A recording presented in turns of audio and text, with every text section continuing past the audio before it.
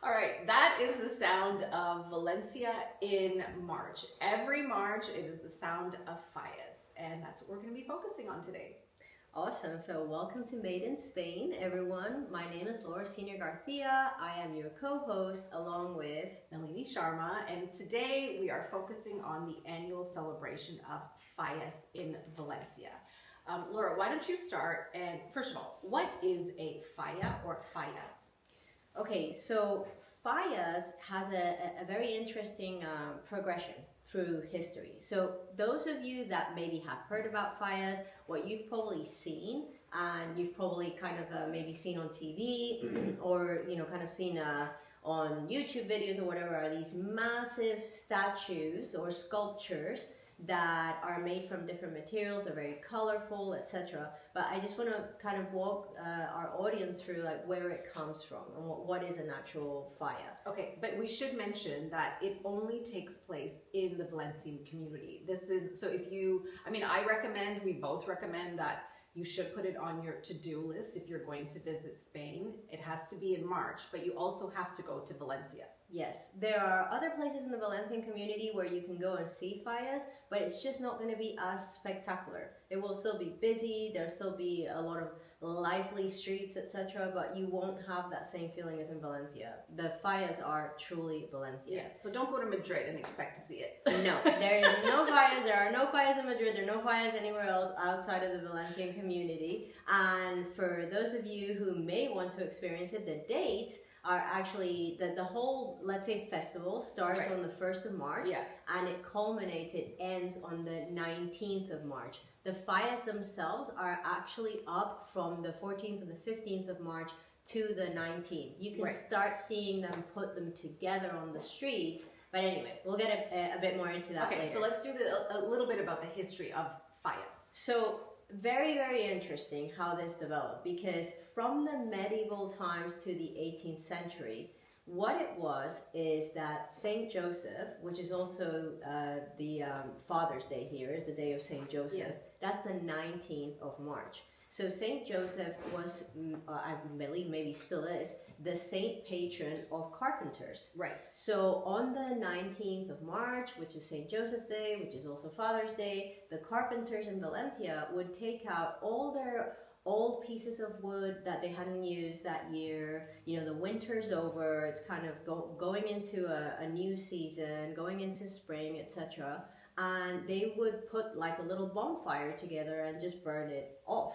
And specifically something called parots, which parots are these things that they would hold their oil lamps on. Right. So I guess maybe they were somewhat impregnated with some of the oil or something so that they burnt really well. So it's from that medieval to the 18th century. But I read that they would hang the parrot outside of their shops. Yeah. And from that is where it sort of started to actually evolve into becoming these, from that simple little tiny thing into the spectacular structures that you see now. That's a starting point. Yeah. Then 18th to the 19th century, they started to go, oh, maybe we can do something with these pieces of wood. Right. They started dressing up the pieces of wood, putting up like wax and different things on them, and usually they would be satirical in nature. So they would be making fun of some local politician, some local person, and they were all over different neighborhoods. They would pick different people to make fun of, basically, and they would dress up these like pieces of wood and burn them off the same night. So it always happens like the same night, which is the night of la crema, which means the burning. Right? Yes. So that was up to the kind of 19th century. And then 20th century onwards is when you start seeing these different neighborhoods making these fallas, which when you see them, it is unbelievable to think, oh my goodness, all of this is being put together to be burnt down. To be burnt down. And one thing that we were not able to really get this year, but we are planning on doing it next year, is to actually talk to the artisans to find out, how do you feel after a year's worth of work and the competition and all the emotion and money that goes into it? How do you feel when it burns down? Like, I'm very curious. Is it cathartic? Are you happy? Are you, you think, oh no, I got to do this all over again? I think for some people it is just such an incredible experience of being a part of something that, like you said, it's almost like ephemeris in nature, where it's like, okay, you know, you put all this money and effort and then it's gone, you know, after that one night. And you can imagine all the city has all these different fires, like 700 plus, right? And they're all burning at the same time. I mean, it's quite spectacular. So I think there is a kind of like a, oh, and also it's worth mentioning, it did have some kind of pagan root, right? Which is interesting that, you know, as Catholic as this country has been traditionally, that they didn't try to stop it. And that, you know, on top of everything, it was the same night that a saint is being celebrated. So anyway, that's a little bit of the back history, but I do think it is very special that something so beautiful does, you know, get destroyed.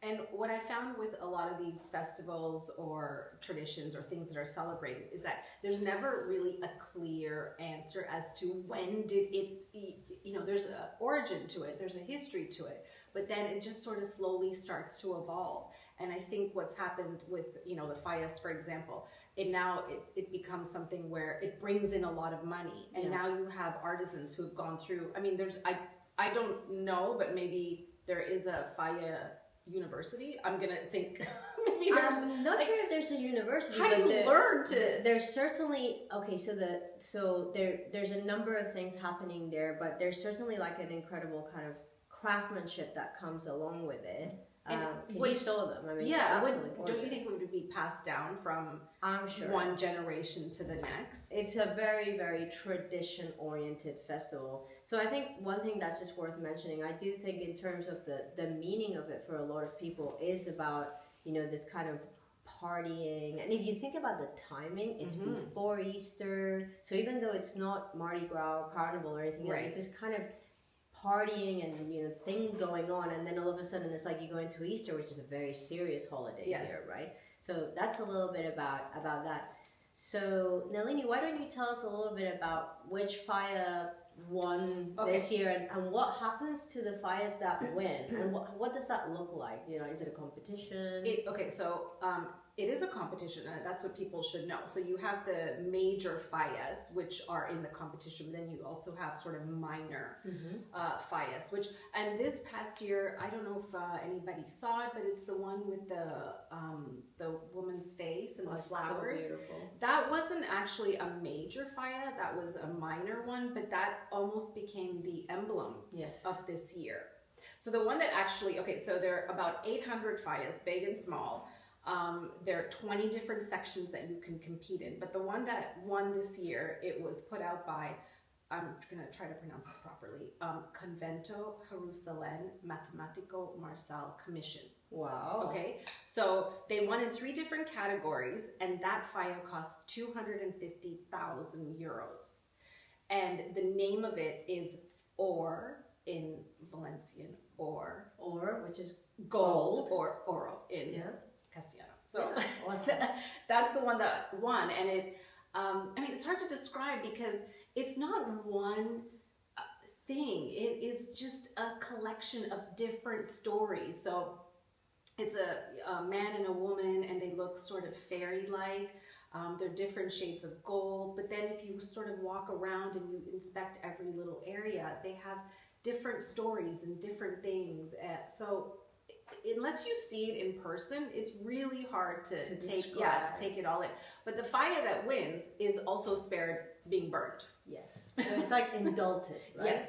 And also, I believe there's a little one that gets indulted, no? It's like the big one, but then they may pick like a little one part of one of the other Fallas as well, and it goes to the museum, right? This particular Falla that won this year won in those 3 categories. So it was the first time since 1990 that one Falla won for the major prize, the infantile, and then to be indulted, into the museum.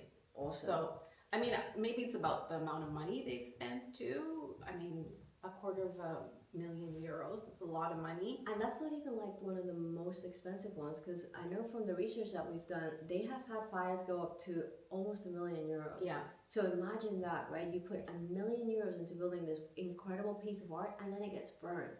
Yeah. So pretty crazy. It is.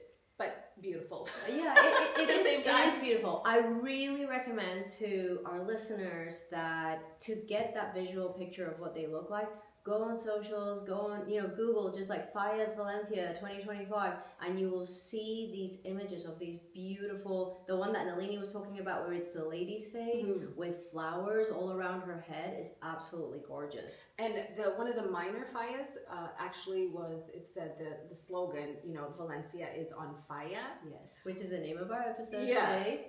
And that was a minor falla, Yeah. so it wasn't really, it didn't win anything, but again, it just became the slogan. Yeah, I loved it. Me too. I It's saw super that. cute. I thought that was That's super cool. cute. Awesome. So maybe let's talk a little bit about the falleros and Yes. the falleras. Okay, now this is very interesting because this is a huge honor, and we were talking about this yesterday. It's not a beauty pageant. No, it's not. It's an honor. It's something that, you take pride in your community and the event that's happening. And also, it's a family tradition. Yes. So let's put it this way: the fallero and fallera, mostly falleras.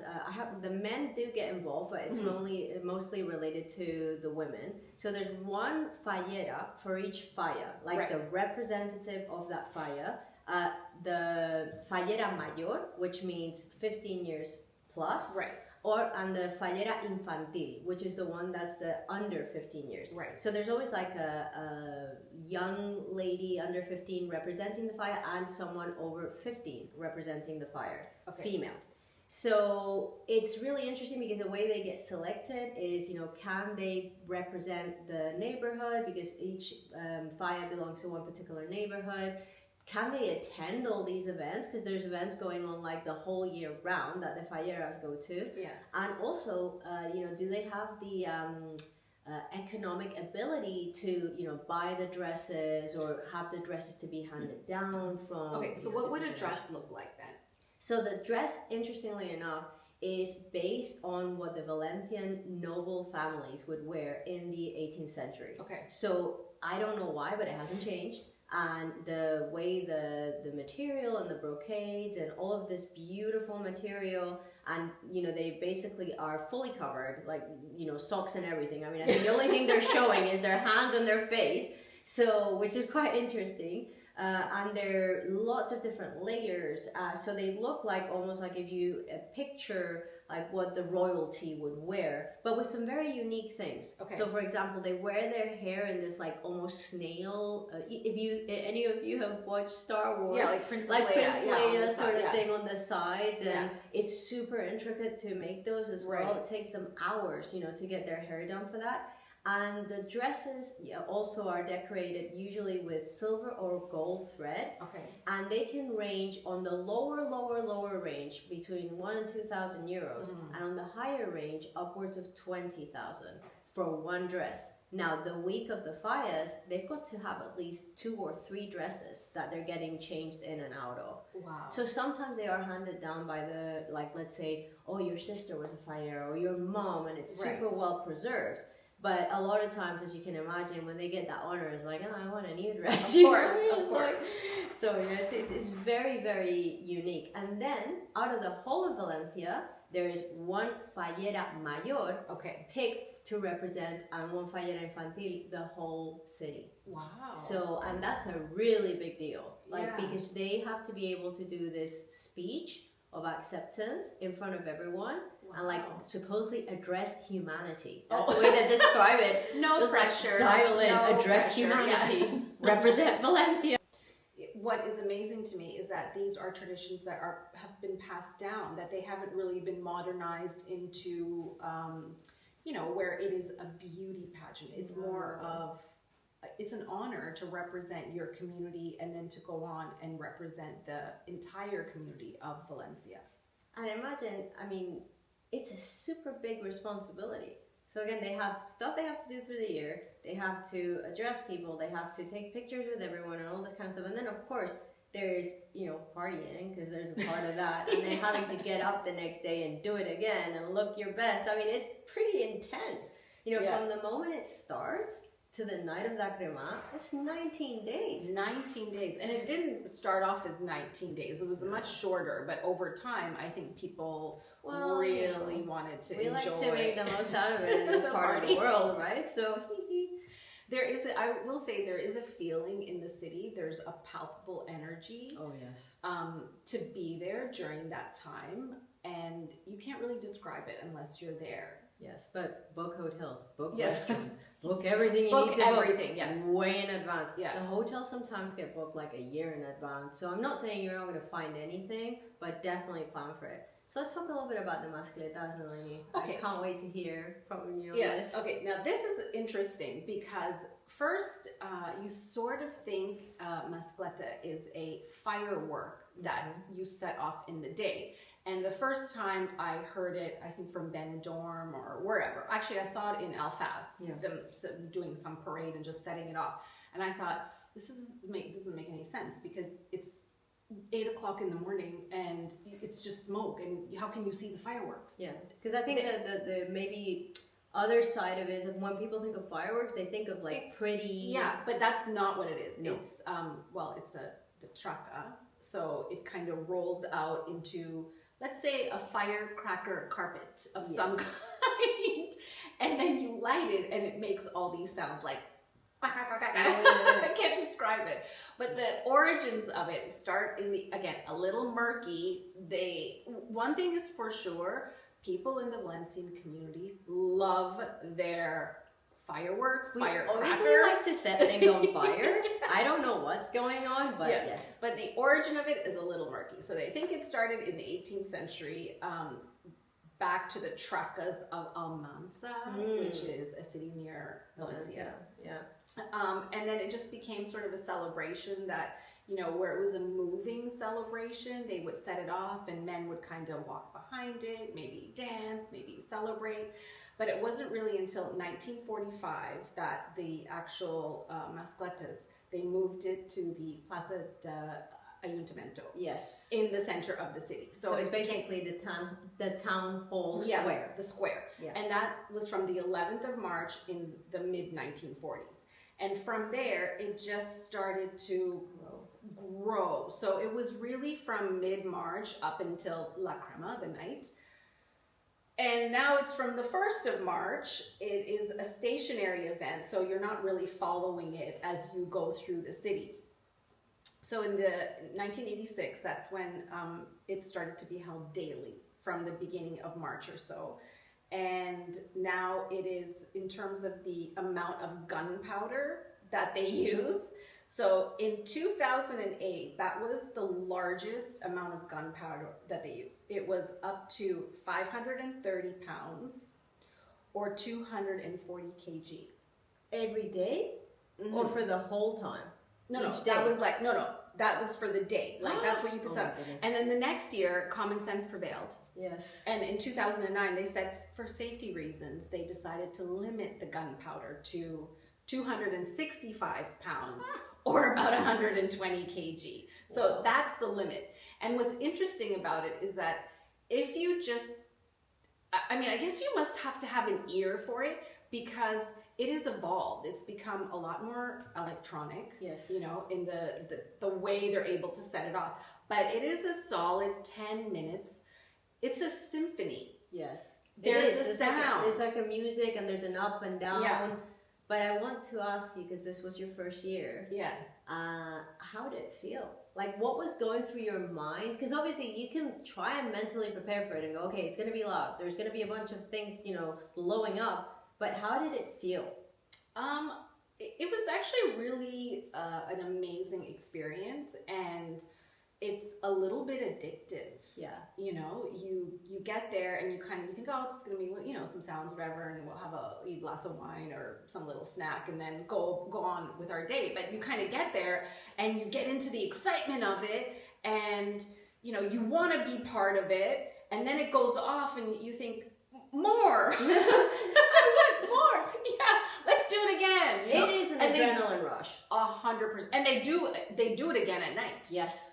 So that's the one that we passed on because, you know, we are afternoon people, you know, but it was like midnight, I think they do another mascleta, right? I think it's like midnight, 2 p.m. and midnight. So you can imagine if you've been kind of going at it, you know, since like after 2 p.m. But it's very, very special. It is. And we were close, and we'll talk about it more in our slice of life, but we weren't that close. So when people get like right in front, yeah. And I don't know what it was, but I think last year they started telling people like don't wear earplugs for some reason, because sometimes you think, you know, you're protecting your ears, but it actually somehow has the opposite effect because of the vibration or something. Oh, I mean, if you go with a young child, I would say buy the headphones for you know, over the ears. But be careful. Yeah, and I will. Okay, this is really funny though, but because this past March it was rainy. Do you remember when we went? We were really worried that they were going to cancel, so they did cancel a few days. People were like outraged. Oh, don't worry, because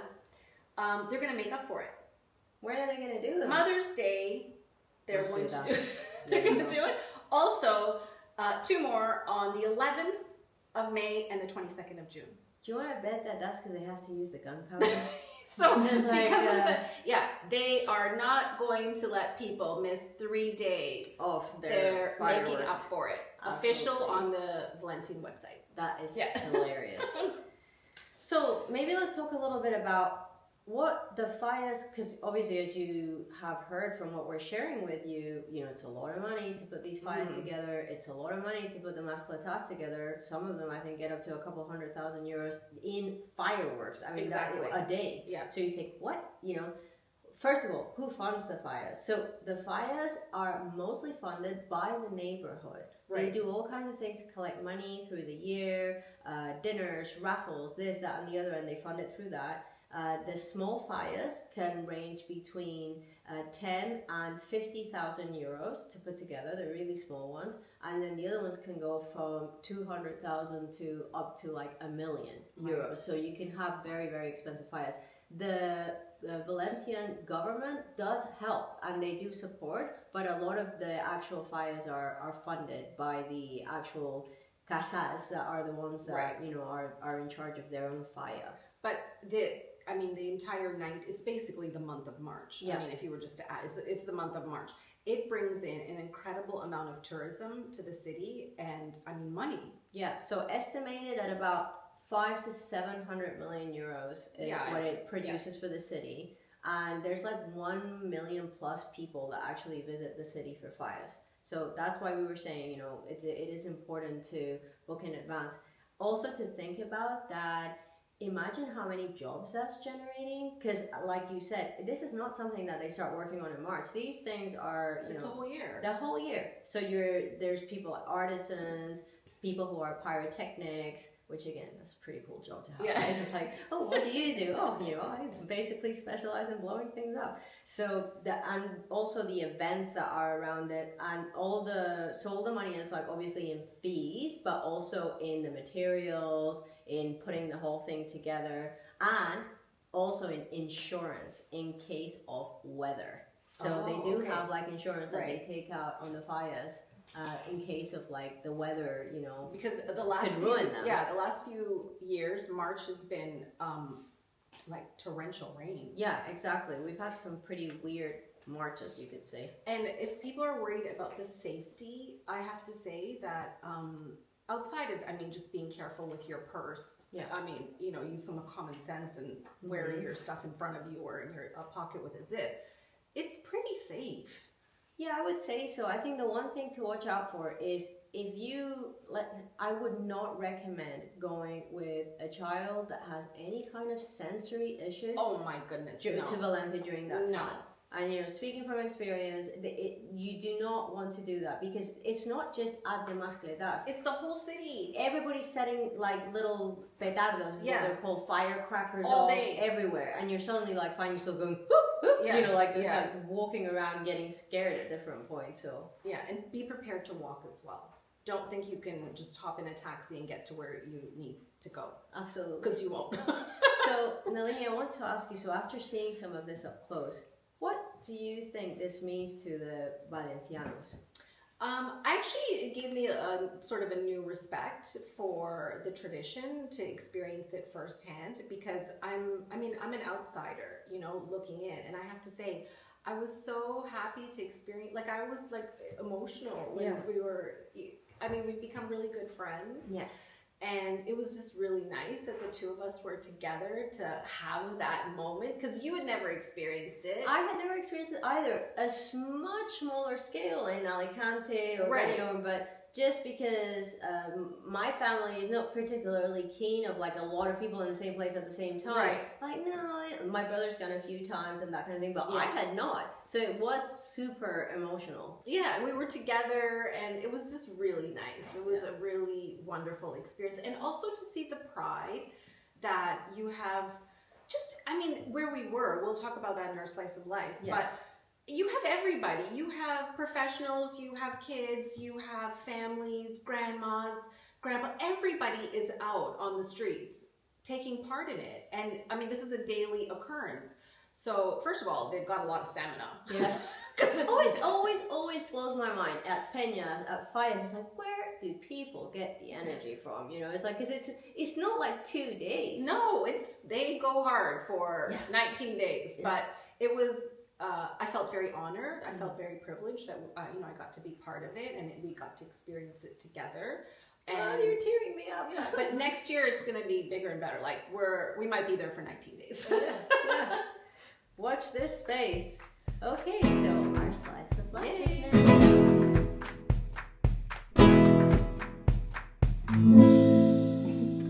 Slice of life. Okay, so where should we start? Maybe we should start just to pick up from where we left off with the mascletas. Mm-hmm. We went to Valencia and we went to Ateneo Sky Bar. And we stayed at the Westin. It's Yes. the only Westin in Valencia. I would actually recommend the hotel, although it's on a little bit older side. Mhm. It's got beautiful patio inside, and it's really quite a nice hotel. Very and nice. not that expensive if you book it with enough time in advance. That's the Right. one thing about Valencia that I don't think we've mentioned, that the difference between, like, let's say Valencia, Madrid, and Barcelona is a lot of times Valencia is a lot more inexpensive compared to Madrid and Barcelona for hotels, restaurants, etc. So yeah, stay to the West End. And so to experience the mascletas, you either have to make your way to the plaza, which you need to do ahead of time because they go off if you're going into the daytime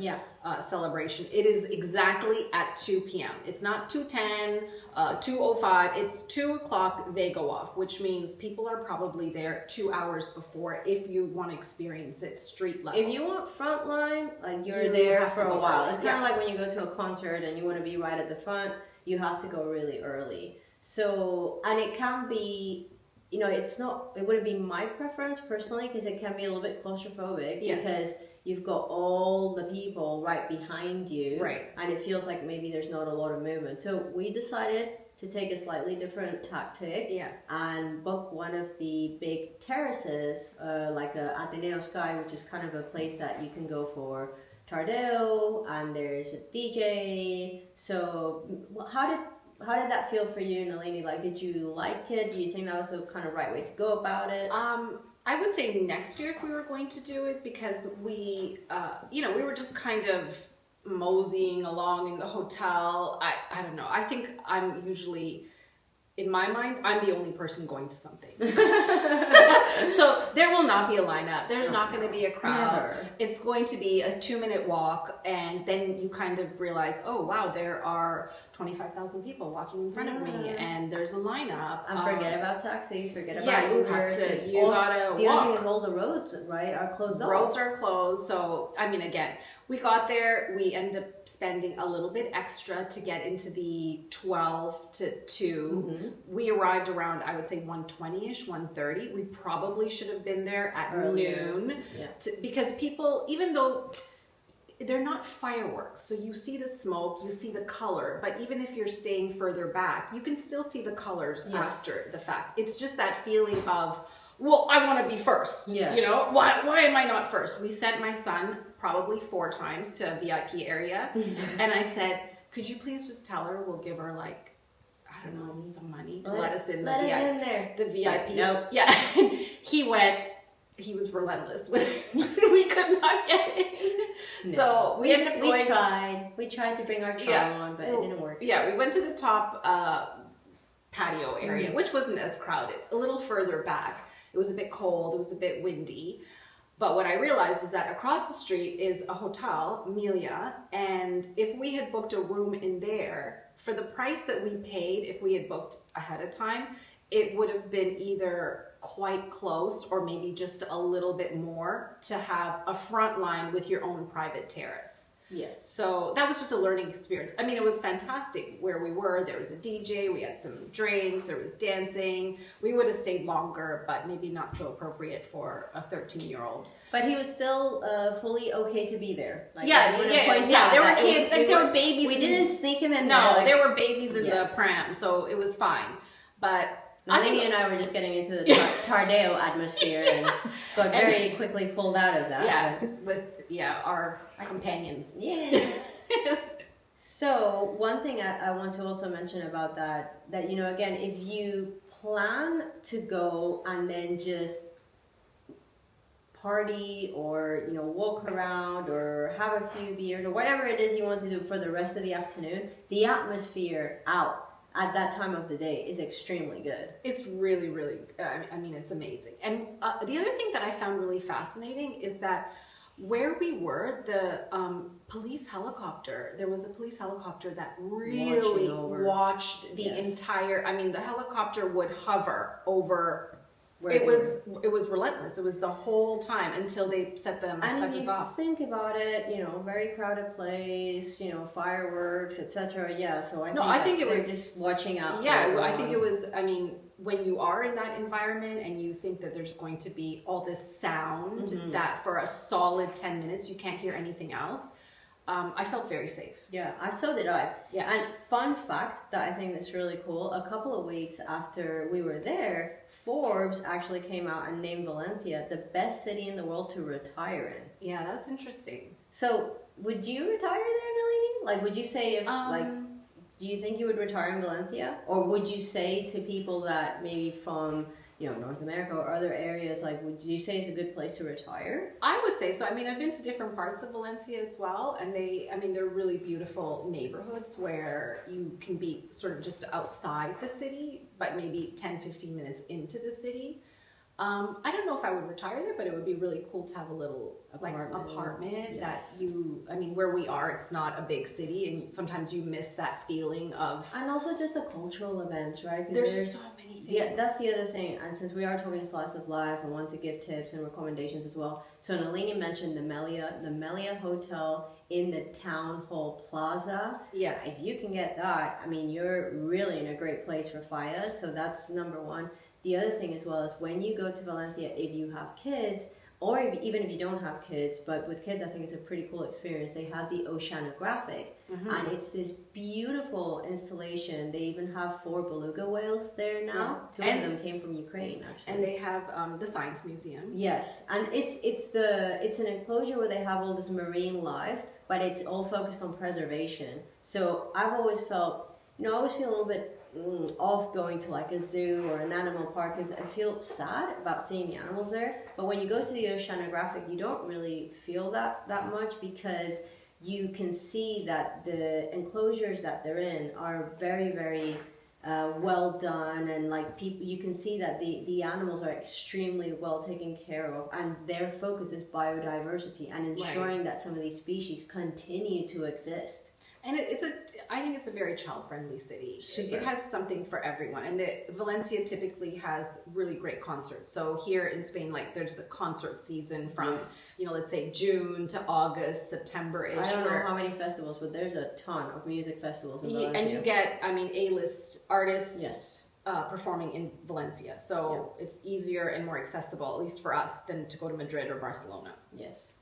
So we always do a food. Okay. And a drink. I'm very interested because this is horchata, which is your first time trying it. My first time trying it. Now, it is made with tiger nuts, which, by the way, is not a nut.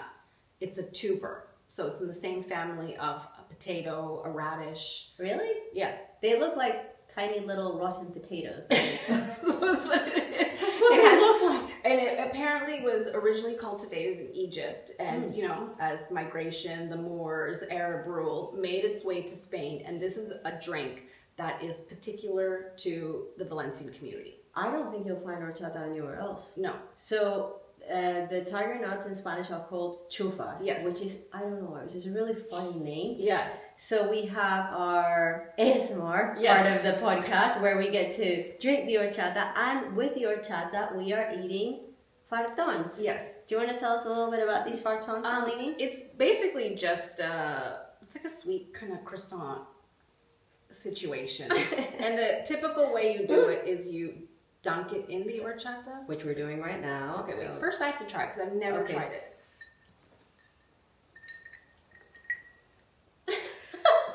I told you you weren't gonna like it.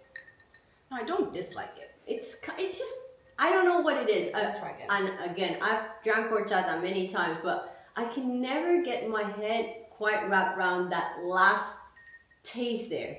It's very floral. Mm-hmm. Interesting. Okay. Okay, the farton dipped in the horchata though, I mean, that's another story. I could get to like it, maybe. Could you? I remember as a kid they used to give it to us as a treat, and I was like, ew, you know, like they really did not do it. This is a good combo. Mm-hmm. This is a good combo. This is breakfast, so. I'm gonna try one more time. It's got like a almost medicine thing at the end.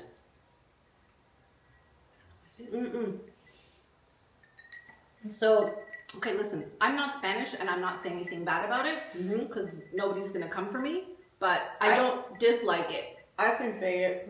Yeah, you can say it. I don't It's not terrible. My son doesn't like it. He's like, oh, have you tried it? I said no. He said, oh, I don't think you'll like it. I just got horchata all over my clothes.